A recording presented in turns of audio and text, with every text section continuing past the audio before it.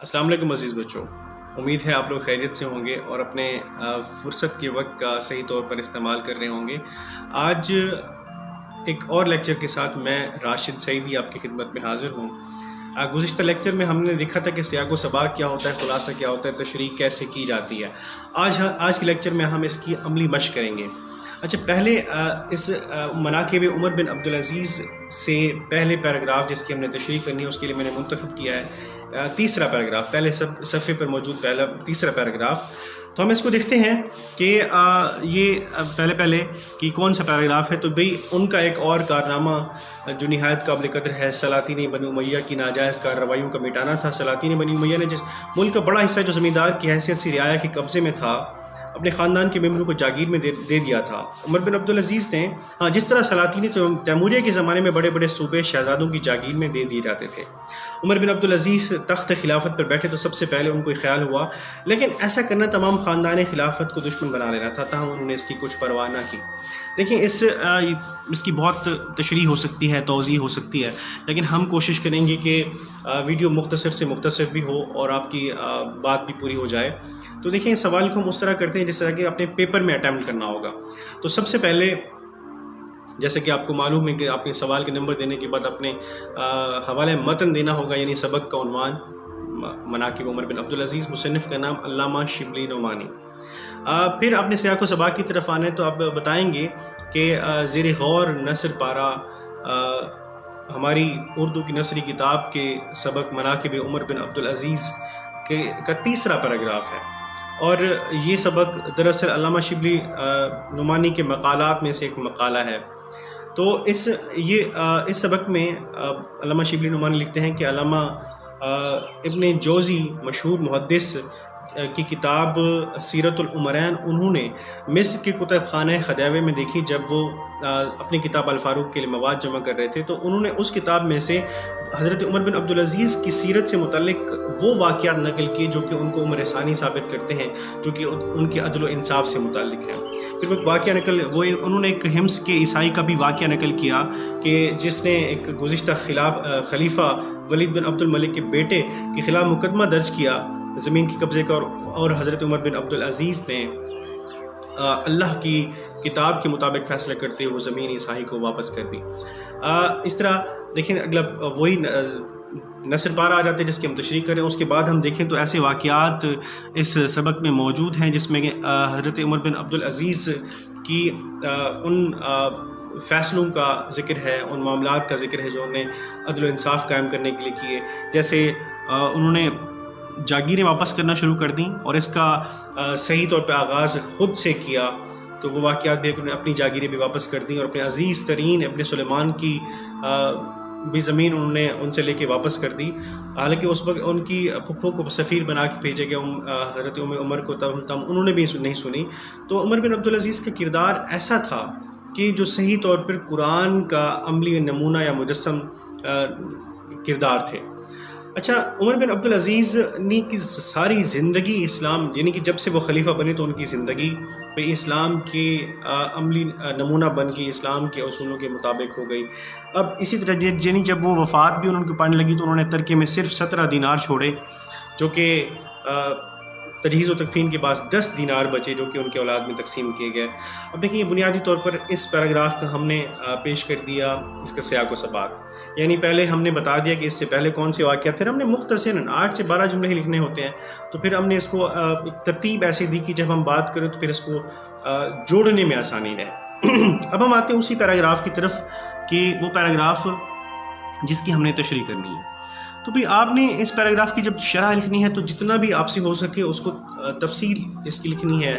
अब इसकी शरह लिखनी है, जितना भी इसको खोल के लिखें से लिख सकते हैं। तो आप ये भी कहेंगे भाई ज़ेर गौर नसर पारा अल्लामा शिबली नुमानी की मक़ालात शिबली में से एक मक़ाला है जिसमें उन्होंने हज़रत उमर बिन अब्दुल अज़ीज़ की ज़िंदगी के वो वाक़यात लिखे हैं जो कि उनकी अदल व इंसाफ़ का मजमुआ है। शिबली नुमानी एक माने जाने वाले तस्लीम शुदा आलिम थे जिनकी ज़िंदगी न सिर्फ उन्होंने दुनियावी मामलात में अपनी इल्मियत का लोहा मनवाया, बल्कि दीनी मामलात भी उनकी यही थी। निदवतुल उलमा के नाम से उन्होंने एक मदरसा भी कायम किया, सरसियत के साथ भी जुड़े रहे और एक मुसल्लमा ایک اور متدین عالم تسلیم کراتے تھے، اور یہ سبق جو انہوں نے لکھا ہے تو دراصل یہ وہ واقعات ہیں جو انہوں نے نقل کیے ہیں علامہ ابن جوزی کی کتاب سیرت العمرین سے۔ اچھا دیکھیں کہ حضرت عمر بن عبدالعزیز کی سیرت، شخصیت کے بارے میں ہم پڑھ رہے ہیں۔ یہ جو نصب پا رہا ہے بنیادی طور پر ان کی جو انہوں نے اپنے دور خلافت میں جو فیصلے کیے اس کی صرف ایک جہت کی عکاسی کر رہا۔ اب دیکھیں کہ حکومت نے کون سے فیصلے کیے تھے۔ یہ سبق میں بنیادی طور پر ان کی ذاتی زندگی کے علاوہ فیصلوں کی جب بات آئے تو دو انہوں نے کام کیا ہے۔ ایک کہ بھئی غیر مسلموں کے ساتھ ان کا سلوک بہت اعلیٰ تھا، کہ انہوں نے جب کبھی ضرورت پڑی کہ مسلمانوں کے بالمقابل اگر کوئی غیر مسلم آ کے اس نے مقدمہ کیا تو آپ نے اسلام کے اصولوں کے مطابق فیصلہ کرتے ہوئے بھئی وہ فیصلہ کیا کہ جو ان کے غیر مسلموں کے حق میں تھا۔ انہوں نے جانبداری کا مظاہرہ کبھی نہیں کیا۔ یہاں پہ سبق میں کئی ایسے معاملات ہیں۔ دوسری طرف کہ جب ہم دوسری طرف بات کرتے ہیں تو بھئی وہ تھا کہ اسلام کے اصولوں کے مطابق یعنی ظلم کا خاتمہ اور ناجائز اصول و قوانین کا خاتمہ کرنا، ان کو جڑ سے اکھاڑ پھینکنا، اور اس میں بھی سب سے اہم جو چیز تھی وہ تھی کہ غیر قانونی جاگیروں کو جو کہ ان کے اپنے خاندان والوں کے قبضے میں تھیں ان کو لے کر واپس کر دینا غریبوں کو۔ دیکھیں اسلام کبھی ملوکیت کا دین نہیں رہا، اسلام کبھی موروثی دین نہیں رہا۔ ہمارے پاس خلافت راشدہ پہلے چار خلفاء کو دیکھیں تو ان کی جو ان کی طرز حکومت تھی، طرز زندگی تھی، جتنے بھی انہوں نے فیصلے کیے تو وہ اسلام کے اصولوں کے مطابق تھے۔ لیکن بعد میں یہ جو خلافت بنو امیہ ہے ان کے شروع ہونے کے بعد پھر شروع میں معاملات ٹھیک رہے، لیکن یزید کے بعد سے آگے معاملات بگڑتے چلے گئے، اور ملوکیت کے آغاز ہونے کے بعد وہی کیا جو کسی آمرین کرتے ہیں کہ انہوں نے جہاں تک بھی ان کی حکومت شامل ہے وہاں تک انہوں نے قبضہ کیا، اور قبضہ کر کے ایک طرز یہ اختیار کی کہ بھئی یہ فلاں شہزادے کا صوبہ ہے، یہ جاگیر فلاں کی ہے، فلاں کی ہے۔ یعنی جو اتنے عرصے سے لوگ کام کر رہے تھے، ان نے مطلب زمینداری کی حیثیت سے ان کے پاس زمینیں تھیں، وہ کاشتکاری کر رہے تھے، گزران بسر کر رہے تھے، تو انہوں نے چھین لی۔ چھیننے کے بعد بھی جو بھی ظالم حکمران جو کچھ کر سکتے ہیں انہوں نے کچھ کیا۔ اب جب خلیفہ بنے عمر بن عبدالعزیز، اس سے پہلے تو ان کی زندگی بھی دوسرے شہزادوں کی طرح تھی، نہایت ہی عیش کوشی کی زندگی بسر کرتے تھے، اپنے لباس سے لے کر اپنے کھانے تک، اپنے تمام طرز زندگی ان کا دوسرے شہزادوں ہی کی مثل تھا۔ لیکن جب انہوں نے حکومت سنبھالی یعنی خلافت سنبھالی تو انہوں نے سوچا کہ اب ظلم کا خاتمہ کرنا چاہیے، تو انہوں نے سب سے اہم جو کام کیا انہوں نے یہی کیا کہ وہ جاگیریں جو کہ ان کے خاندان کے لوگوں نے قبضہ کر کے رکھی تو ان کو چھینا جائے، واپس لیا جائے، غریبوں میں دوبارہ تقسیم کر دیا جائے۔ اچھا یہاں پہ ایک جملہ ایک اور بھی آیا کہ جس طرح سلاطین تیموریہ کے زمانے میں بڑے بڑے صوبے شہزادوں کی جاگیر میں دے دیے جاتے تھے۔ بھائی اب اس جملے کو بھی تفصیل کی ضرورت ہے، سمجھنے کی ضرورت ہے، کیونکہ میں نے ایک دو جگہ دیکھا کہ کچھ لوگ اس کے بارے میں ابہام کا شکار تھے۔ بھائی سلاطین تیموریہ یہ کوئی اسلام سے پہلے کی بات نہیں ہے۔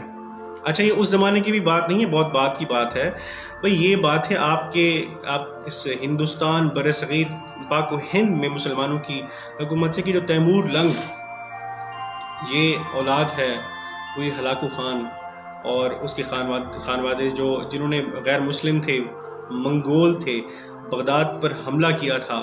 بغداد میں وہ کہتے ہیں اینٹ بجا دی تھی، اور اینٹ سے اینٹ بجانے کے بعد وہ کشتوں کے پشتے لگائے تھے، کھوپڑیوں کے مینار تعمیر کروائے تھے۔ بہرحال ان کی بعد کی نسلیں مسلمان ہوئیں تو ابھی ان کی خیر بادشاہت تو چلتی رہی۔ اب وہ لوگ یہ انہی کی امیر تیمور بھی انہی کی اولادوں میں سے جو یہاں پہ آیا تھا، تو بھئی یہ منگول تھے۔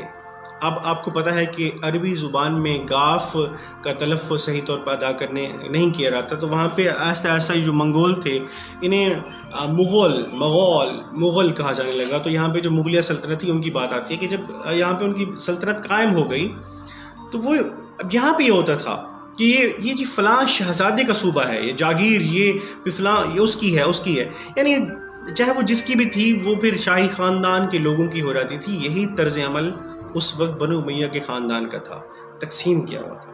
تو یہ بہت بڑا فیصلہ ہوتا ہے کہ جب آپ حکمران بنے اور آپ کو انصاف کرنا ہو تو بھئی غریبوں پر تو انصاف قائم کرنا آسان ہوتا ہے، مظلوم مقہور پر تو ہم اپنی منمانی کر سکتے ہیں، لیکن جب شاہی خاندان کی بات آئے تو ایک بہت بڑا امتحان ہوتا ہے کس طریقے سے ہم قانون کا نفاذ اپنے خاندان پر کریں گے۔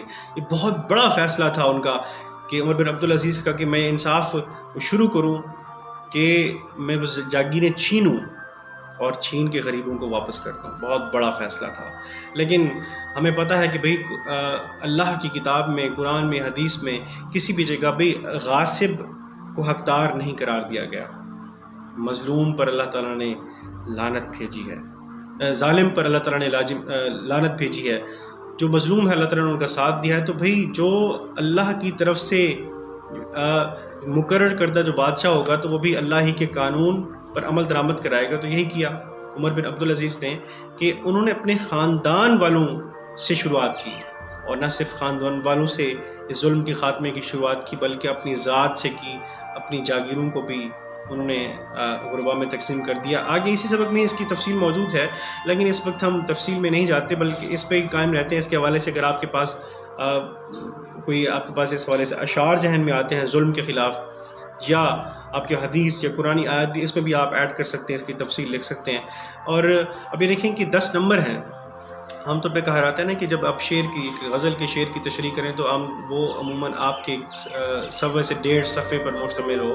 اگر 3 نمبر کے حصول کی طرف دیکھا جائے تو 1.5 صفحہ اگر 3 نمبر کے لیے آپ کو لینا لازم ہے تو یہ 10 نمبر کی تشریح ہے، اور 10 نمبر حاصل کرنے کے لیے آپ کو دیکھ لیں کہ 2.5 صفحات سے زیادہ لکھنا پڑے گا، یعنی آدھا سے پونا صفحہ آپ کا سیاق و سباق کا ہو گیا۔ پھر آپ لکھیں گے آگے، یعنی آپ نے شرح لکھنی ہے اور مدلل لکھنی ہے، مفروضے قائم نہیں کرنے، تاریخ کو مسخ نہیں کرنا بلکہ اس کو آگے لے کے چلنا ہے۔ اس طریقے سے آپ ایک اچھی تشریح لکھ سکتے ہیں جو کہ ضامن ہوگی اس بات کی کہ آپ کو ایک اچھے نمبر دیے جائیں، تاکہ آپ مجموعی طور پر اس پرچے اردو کے پرچے میں زیادہ نمبر لیں اور آپ کا FSC میں میرٹ زیادہ ہو پائے۔ تفصیلات اس کی بہت ہو سکتی ہیں، لیکن آئندہ کسی لیکچر میں مزید اس پہ گفتگو ہوگی۔ فی الوقت اتنا